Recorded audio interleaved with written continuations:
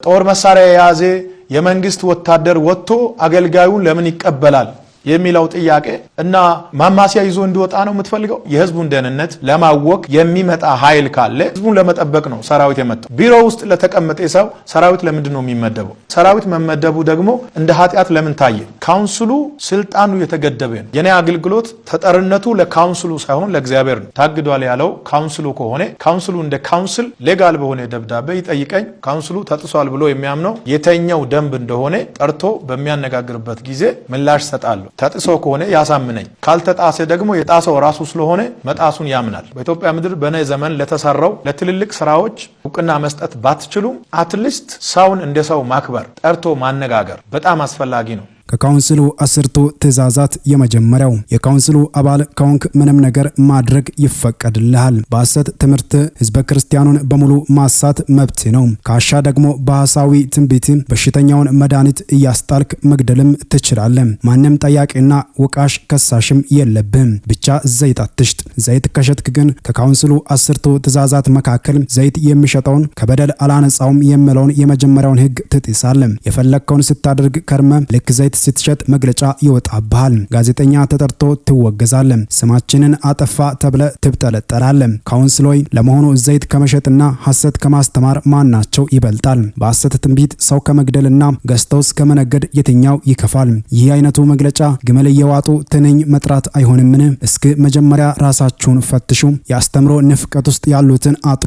ከዚያ እንደ ትናንቱ ያለውን መግለጫ አስከትሉ። ቢሆንም ግን በየጩፋ ግብዝነትና የዘይት ንግድ ላይ የተቃውሞ ድምጽ ማሰማታችሁ ጥሩ ነው። ነገር ግን ከጋሪው ፈረሱ ብቅድም ይሻላል ሲል የገለጸው ቴዎድሮስ ተጫነ የተባለው ግለሰብ ነው። አጭር መልእክት ለሐሰተኞች ደጋፊዎችና ለጠንቋይ ቀላቢዎች በሙሉ ዋጋ ትከፍላላችሁ፣ በእርግጥ ትጠየቃላችሁ፣ በታሪክም በእግዚአብሔርም። በዘይት ብልቃጥ ላይ ፎቶአቸውን ለጥፈው ሲሸጡ በልዩ አድናቆት ተሰልፋችሁ ገዛችኋቸው። የታሸገ ባለ 6 ብር ውሃ ጸለይኩበት ስላሉ ብቻ ምንም ሌላ ቫልዩ አድ ሳያደርጉ በብዙ ብሮች ሲቸበችቡ ተረባረባችሁባቸው።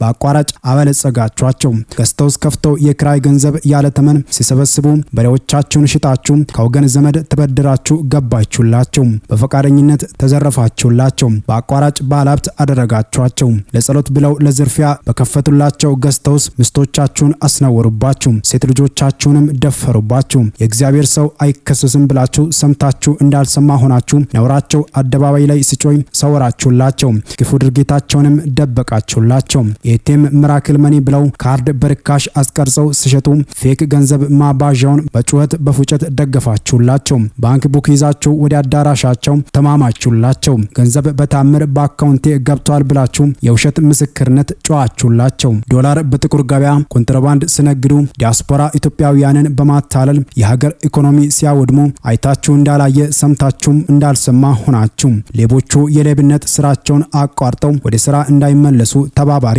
ሆናችሁ። መሬት ከመንግስት በፕሮጀክት ስም ተቀብለው በውድ ዋጋ በመሸጥ ከመንግስት ባለስልጣናት ጋር በመመሳጠር በአቋራጭ ገንዘብ ሰብስበው የሪል ስቴት ባለቤት ሚሊዮኔር ሆነን ሲሉ አጨበጨባችሁላቸው፣ አደመቃችሁላቸው። ልባችሁ እያወቀ ጌታ ረዳው አላችሁ። በቤተ ክርስቲያን ህንጻ ስራና በልጆች ማሳደጊያ ፕሮጀክት ስም ከዲያስፖራ ገንዘብ ሰብስበው የንግድና የመዝናኛ ስፍራ ሲገዙ እንደ ፖለቲከኞች ሀብታቸውን ከሀገር ወደ ውጭ ሲያሸሹ ዝም አላችኋቸው። አጋንንት ሆነው እንዲጮሁላችሁ በህዝብ ፊት በሰይጣን አፍ እንዲያሞግሷችሁ የተቀጠሩ ወጣቶች ድርጊቱን ከፈጸሙላቸው ኋላ ተጸጽተው ጉዳቸውን ሲያጋልጡ በብስጭት ሊገድሏቸው ሲነሳሱ በተጎጂው ጎን በመቆም ፋንታ በግፍ አድራጊው ቀኝ ቆማቸዋል። ዲያውን የእውነት ተሟጋች አስደበደባችሁ፣ ክፉ ድርጊታቸውንም ተባበራችሁ። ይህ ሁሉ ሲሆን ድርጊታቸውን ተቃውመው ለመናገር የሞከሩትን በገንዘብ አፋቸውን ሲዘጉ በገንዘብ ሊታለሉ የማይችሉትን ብርቶች እጃቸውን አስረዝመው አስይዘው ሲያሳስሩ የአንዳንዶችንም ሚዲያዎች ብሎክ ሲያስደርጉ በተለያዩ መንገዶች አውጋዦችን ሲይዟቸው አይናችን አይቷል። በዚህ ሁሉ የኛ ኬኛ አላችኋቸው። አሁን ሰሞኑን ደግሞ ሌላ ልምምድ። ይህንን ያህል ስጦታ ከሰጣችሁ ከዝማሪት ኤከሊት ጋር ለኢራት ትቀመጣላችሁ ገለመሌ በማለት ገንዘብ በገፍ ሲሰበስቡ ነውር ነው፣ ተገቢ አይደለም ያሉትን ሰዎች ካልቧጨርን ካልበላን ሞተን እንገኛለን ትላላችሁ። በአንድ ወቅት ለዳዊት ነገር ግን በዚህ ነገር ለእግዚአብሔር ጠላቶች ታላቅ የስድብ ምክንያት አድርጋልና እንደተባለው የእግዚአብሔር ጠላቶች የእግዚአብሔርንና ሕዝቡን እንዲሳደቡ ምክንያት የሆኑ ሰዎችን በመደገፋችሁ ዋጋ ትከፍላላችሁ። ከላይ የዘረዘርኳቸው ከብዙዎች ጥቂቶቹ ናቸው። እነዚህ አደባባይ ያወቃቸው አሕዛብ ጭምር የሰሟቸው ጓዳ ሊሰወሩ ያልቻሉ መስካሪዎች በሚዲያ ቀርበው የተናገሯቸው ነውሮች ናቸው። የእግዚአብሔርን ቤት የነውር ቤት ማድረግ የሚያስከፍለውን ዋጋ ከአድራጊዎች ጋር ትካፈላላችሁ። በማያገባ አትግባ፣ በእንግሊዝ አፍ ማይንድ ዩር ቢዝነስ እያላችሁ ይህንን ክፉ ድርጊታቸውን የሚያወግዙትን ተከታትላችሁ አቃለላችሁ። በእርግጥ ለዚህ ድርጊታችሁ ዋጋ ትከፍላላችሁ። እነዚህን የተደራጁ ወንበዴዎችን በመደገፋችሁ ትጠየቃላችሁ። እኔ በበኩሌ በጥቁር መነጽር ስር በመንግስት ካድሬዎችና በጦር መሳሪያዎች ጭምር ጥበቃ እየተደረገላቸው በንጹህ ወንጌል ላይ የሚፈጸሙ ወንጀሎችን አጥብቄ እቃወማለሁ። እየጩፋን ቢሆን እንደሌሎቹ የአጭሮችን እግር አስረዝማለሁ፣ ገንዘብ በኬሳችሁ አበዛለሁ፣ እፈውሳለሁ፣ ነፃ አወጣለሁ እያለ በማጭበርበር አካውንቱን ያደለበና ለራሱ ሀብት ያካበተ ሰው ነውና የሚደግፍበት የወደቀ ሞራል የለኝም ሲል ገለጸው ወርቅነህ ኮይራ የተባለው ግለሰብ ነው። መረጋጋትና በማስተዋል መጓዝ ከየትኛውም ጥፋት ይታደጋል። አንዳንድ ሰዎች ለምን ስሜታዊ እንደሚሆኑ ግራ ይገባኛል። አይደለም እገዳ መጣል ቀርቶ ሰው የሞት ፍርድ ተፈርዶ እንኳን አርፎ በሰላም ይቀመጣል። ለመሆኑ የኢትዮጵያ ወንጌል አማኞች አብያተ ክርስቲያናት ካውንስል መግለጫውን በትክክል አንብባችኋልን? ምናልባት አንዳንዶቻችሁ ከምትሰጡት አስተያየት አኳያ ያነበባችሁት አልመሰለኝም። መግለጫው በዘይትና በሽንኩርት ሽያጭ ይሁን በወታደር አጀባ ይሁን ወይስ በሌላ ነገር በዝርዝር የታወቀ ነገር የለም። መግለጫው የሚገልጸው የካውንስሉ ስነ መለኮት ሕግ ኮሚሽን ነገሩን በጥልቀት አይቶ የመጨረሻ ውሳኔ እስከሚሰጥ ድረስ የቸርች ፈቃድ ታግዶ ይቆያል የሚል ነው። ስለዚህ ሐዋሳ ስለሄደ ነው አሊያም ወላይታ ስለሆነ ነው የሚል ተራ አሉባልታ የምታወሩ ሰዎች ከመጥፎ ድርጊታችሁ ታቀቡ።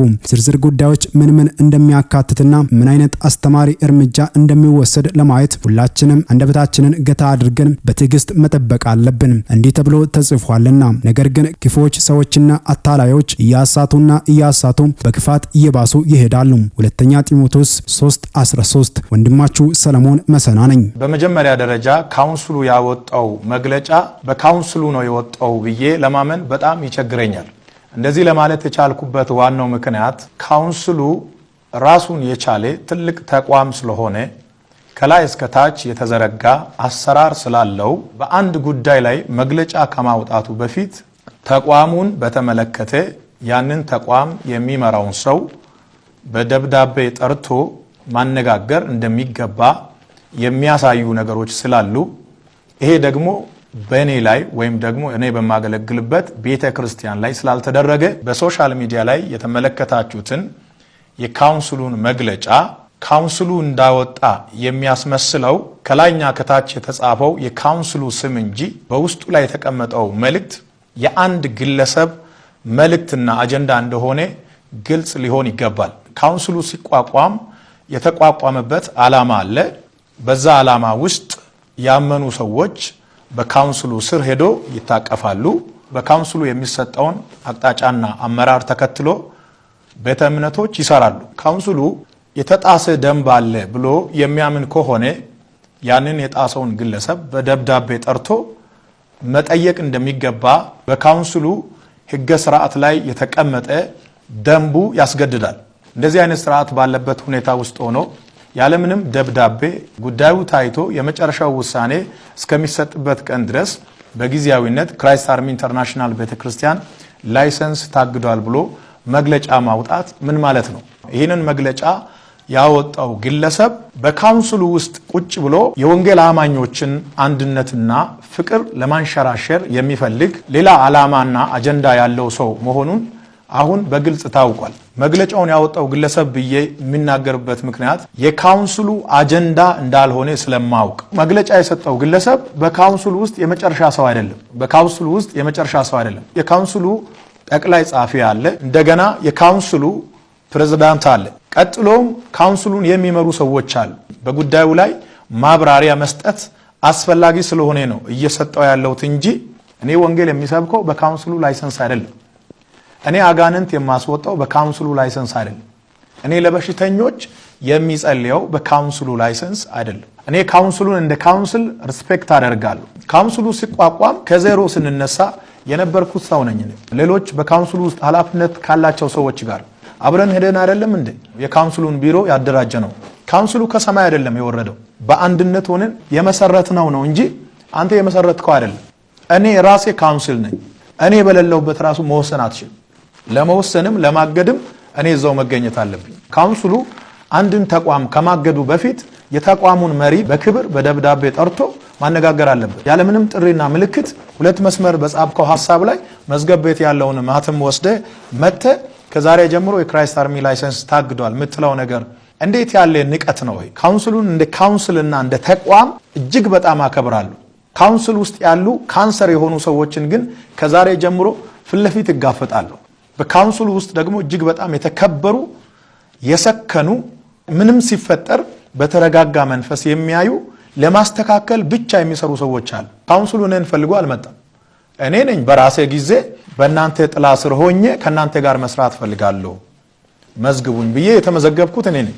ጠቅላይ ጻፊ ባለበት፣ የካውንስሉ ፕሬዝዳንት ባለበት፣ እንደገና ደግሞ ቦርዱ በተሰበሰበበት ሁሉም ባመነበት ነው መግለጫው የተሰጠው ውሳኔው የተላለፈው ከተባለ ቀጣይ ካውንስሉን በሚመጥን ደረጃ መግለጫውን ሰጣለሁ። ለዚህ አግደናል ለሚባለው ጉዳይ መነሻ የሆነውን ነገር ማንሳት ፈልጋለሁ። ከመጋቢት 12 እስከ 14 ድረስ ለ3 ተከታታይ ቀናት በሐዋሳ መስቀል አደባባይ የነበረውን ኮንፈረንስ ለማገልገል በተደረገው ጉዞ በሲዳማ ብሔራዊ ክልላዊ መንግስትና በሲዳማ ክልል ወንጌል አማኞች ካውንስል አማካኝነት የተደረገልንን አቀባበል ከመቃወም ነው እንግዲህ የተነሱት። መግለጫውን ያወጣው ካውንስሉ ነው ብለን እንኳን ብንወስድ ሐዋሳ በነበረው ኮንፈረንስ የተደረገው ዌልካም ፕሮግራም ምንድነው የተበላሸው? የተጣሰው ደንብ ምንድነው? የተጣሰው የአጋንንት ራዳር እንጂ ሌላ የተጣሰ ስነ ምግባር የለም። አንድ አገልጋይ ወደ ከተማ ሲገባ ብዙ ጦር መሳሪያ የያዘ የመንግስት ሰራዊት ወጥቶ ለምን ተቀበለ የሚለው የመጀመሪያው የካውንስሉ ጥያቄ ስለሆነ ከዚህ ጋር ተያይዞ አንድ ነገር መናገር ፈልጋለሁ። ጦር መሳሪያ የያዘ የመንግስት ወታደር ወጥቶ አገልጋዩን ለምን ይቀበላል የሚለው ጥያቄ እና ማማሲያ ይዞ እንዲወጣ ነው የምትፈልገው? ጉዞ የመንፈሳዊ ጉዞ ይሁን እንጂ በዛ ስፍራ የሚሰበሰበው ሰው ስለሆነ ብዙ ህዝብ ስለሚሰበሰብ ሲዳማ ብሔራዊ ክልላዊ መንግስት አምኖ ሰራዊት መድቧል። ከዚህ በፊት በተለያየ ቦታ ኮንፈረንስ ሲደረግ እንደሚደረገው ነው ሲዳማ ብሔራዊ ክልላዊ መንግስት ያደረገው። አዲስ የተፈጠረ ነገር የለም። ክራይስት አርሚ ኢንተርናሽናል ቤተክርስቲያን በኢትዮጵያ በተለያዩ ክልሎች አገር አቀፋዊ ኮንፈረንሶችን ስታዘጋጅ ኖራለች። ለመጀመሪያ ጊዜ አይደለም። በዚህ ሁሉ ደግሞ በሚሊዮኖች የሚቆጠሩ ሰዎች በአንድ ስፍራ ስለሚሰበሰቡ የህዝቡን ደህንነት ለመጠበቅ መንግስት ሰራዊት ይመድባል። በሚዲያ ላይ እንዳያችሁት በሚሊዮኖች የሚቆጠሩ ሰዎች በአንድ ጊዜ ወደ አንድ ስፍራ ይሰበሰባሉ። በዚህ ቦታ የህዝቡ ደህንነት መጠበቅ አለበት። ገንዘብ ወስዶ መመለስ ያልቻለ ችግር ያለበት ሰው ነው የሚታጀበው። እኛ ወንጌል አማኞች ምንም አይነት ሰራዊት አንፈልግም እያልክ የተናገርክበት ነገር አለ። እኛ ወደ አደባባይ ወጥተን በሚሊዮን የሚቆጠር ህዝብ የእግዚአብሔርን ወንጌል ለመስማት ስለመጣ በዛ ስፍራ በተሰበሰበው ህዝብ መሃል ምንም አይነት ጥቃት እንዳይደርስበት የሰማዩ ጥበቃ እንዳለ ሆኖ በምድር ላይ ግን በዛ ስፍራ የሚሰበሰበውን የህዝቡን ደህንነት ለማወክ የሚመጣ ኃይል ካለ ህዝቡን ለመጠበቅ ነው ሰራዊት የመጣው። ቢሮ ውስጥ ለተቀመጠ ሰው ሰራዊት ለምንድን ነው የሚመደበው? ሰራዊት መመደቡ ደግሞ እንደ ኃጢአት ለምን ታየ? ከሁለት ሳምንት በፊት በአዲስ አበባ መስቀል አደባባይ በነበረው ኮንፈረንስ በኢቲቪ እና በተለያዩ ሶሻል ሚዲያዎች ተዘግቦ ሰራዊት ወጥቶ መንገድ ሲዘጋ፣ ትራፊክ ፖሊስ ወጥቶ መንገድ ሲዘጋ በዛን ሰዓት ለምንድን ነው ልክ የሆነው? ካውንስሉ ባዘጋጀው በመስቀል አደባባዩ ኮንፈረንስ ሲያስተናግድ የነበረው እኮ አሸር ብቻ አይደለም። በሺዎች የሚቆጠር ሰራዊት በመስቀል አደባባዩ ፕሮግራም ተሰማርቶ እንደ አሸር እያስተናገደ ነበር። ለሁለት ተከታታይ ቀናት መንገዱ ተዘግቶ ነበር። ሁሉም ነገር እናንተ ስታደርጉ ልክ ሆኖ እኛ ስናደርግ ልክ የማይሆንበት ምንም ምክንያት የለም። በሐዋሳ የተደረገው አቀባበል ላንተ ቢሆን በእርግጠኝነት ልክ ነው። ለኔ ስለሆነ ግን ስተት ሆኖ ታየ። ታግዷል በመትለው በካውንስሉ ወረቀት ነው እንደ እኔ እየሰበኩ ያለው ምንድነው የሚታገደው? በዓለማት ሁሉ ላይ ተንቀሳቅሼ እንዲሰብክና እንዳገለግል የመጀመሪያው ላይሰንስ ከእግዚአብሔር ተሰጥቶኛል። ወደ ዓለም ሁሉ ሂዱ ወንጌልን ለፍጥረት ሲበኩ የሚለው ትልቅ ላይሰንስ ነው። ታግዷል ያለው ካውንስሉ ከሆነ ካውንስሉ እንደ ካውንስል ሌጋል በሆነ ደብዳቤ ይጠይቀኝ። ካውንስሉ ተጥሷል ብሎ የሚያምነው የተኛው ደንብ እንደሆነ ጠርቶ በሚያነጋግርበት ጊዜ ምላሽ ሰጣለሁ።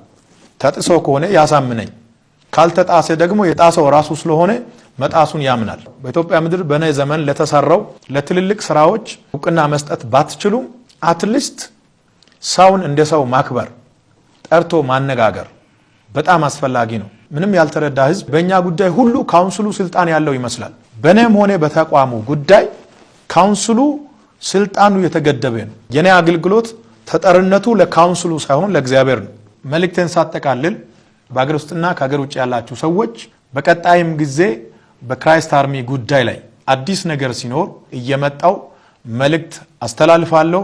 ካውንስሉ የሰጠውን ወረቀት ካውንስሉ ሊያግድ ይችላል። ከካውንስሉ በፊት ክራይስት አርሚ በመላው ዓለም ወንጌልን በመስበክ ለብዙ ሰዎች መዳን የሆነች ቤተክርስቲያን ናት። ከካውንስሉም በኋላ ትቀጥላለች። በዚሁ አጋጣሚ እንዳውም ከፊታችን እሁድ ከጠዋቱ 12 ሰዓት ጀምሮ ድንቅ ፕሮግራም አለ። እያንዳንዱ ሰው ቤተሰቦቹና ጓደኞቹን ጋብዞ በዚህ ፕሮግራም ይገኝ። ወንጌል ይቀጥላል፣ እኛም እንቀጥላለን።